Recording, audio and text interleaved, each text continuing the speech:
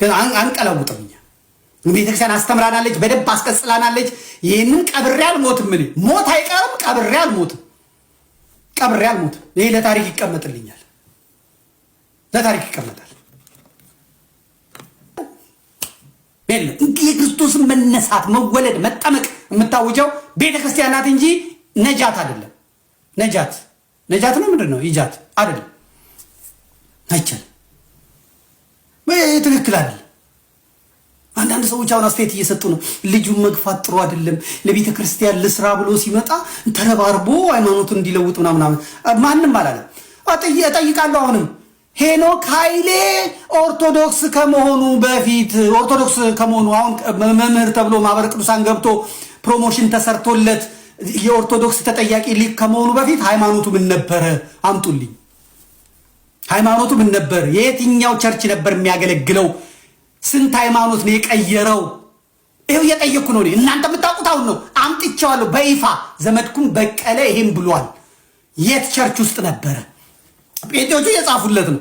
ና በቃ የክርስቶስ መዳን ገብቶሃል፣ አያሰሩህም ና ብለው እየጻፉለት ነው። እኔ እየጠየቅኩ ነው። የት ነበረ? አወጣዋለሁ፣ አፈነደዋለሁ። ይናገረው፣ እሱ ይናገረው። እየመጣችሁ አንዳንድ ዘመዶቹም የሚናገሩትን እሰማለሁ። አዎ እርግጥ እዚህ ነበረ። በልጅነቱ በችግር ምክንያት ሃይማኖቱን እዚህ ቀይሯል።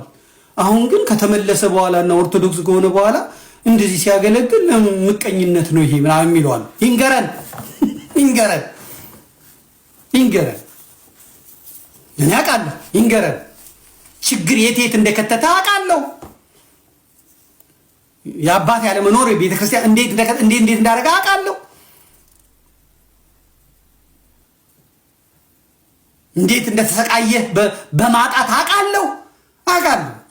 ዝም ብዬ አይደለም የምናገረው።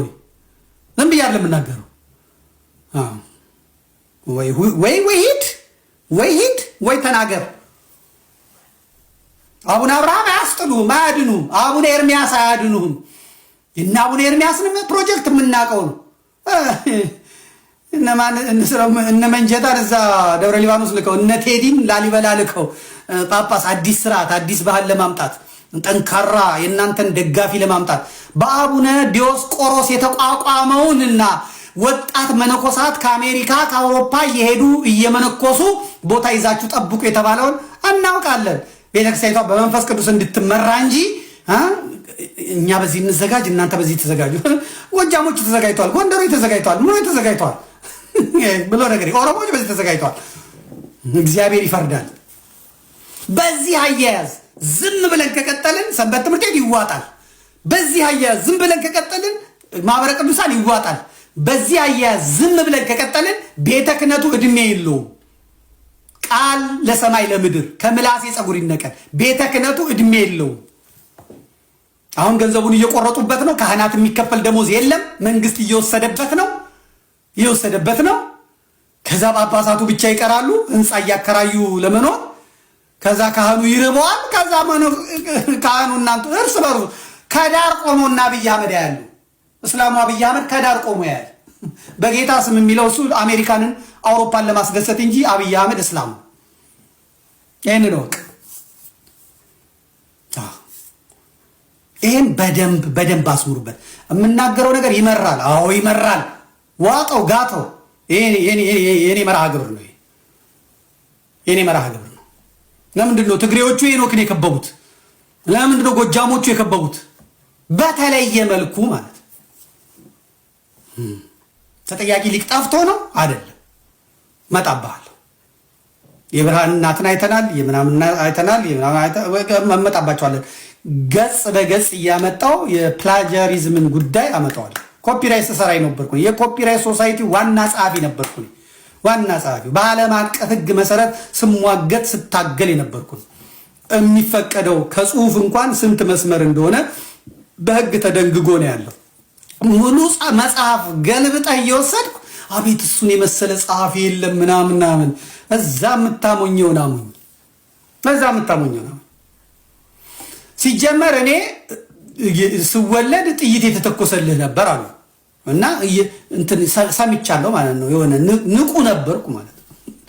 ከዛ ደግሞ ወተት እርጎ ስጠጣ ነበር ያደግኩት እና አቀንጭራ የለብኝም ማለት ነው። እና በወተት በኪራይ ወተት አይደለም ያደግኩት። ጎመን እየበላው ስጋዬን እየበላው እንደገና ደግሞ እንቁላሌን እየበላው ያደግኩት። ስለዚህ እኔ ሾርት ሚሞሪያም አይደለሁም። ናዲ የዛሬ 60 ዓመት የዛሬ 40 ዓመት የዛሬ 10 ዓመት የዛሬ 20 ዓመት የተደረገችዋን ድርጊት ከነቀኗ ከነሳቷ ከነምኗ ይዛታለሁ። ግራ ቀኝ ነው ማለት። አንተ ፊት ለፊት ያለውን ስዕል ነው የምታየው፣ እኔ ከጀርባ ነው የማየው። ከጀርባ ነው። እግዚአብሔር ዓላማ ስላለው እኔን ከዚያ ሀገር አውጥቶ ዛሬ እዚህ ጋር ቁጭ ብሎ ቢያንስ እየተሰደብኩ እንደኔ ተሰደባለ፣ እንደኔ ተረገማለ፣ እንደኔ የሚወቀጣለ፣ የማንም መንገደኛ የማንም አለሌ የማንም ጋለሞታ ሁሉ አፉን የሚከፍትብኝ የሚሰድበኝ ሰው እኮ ነኝ።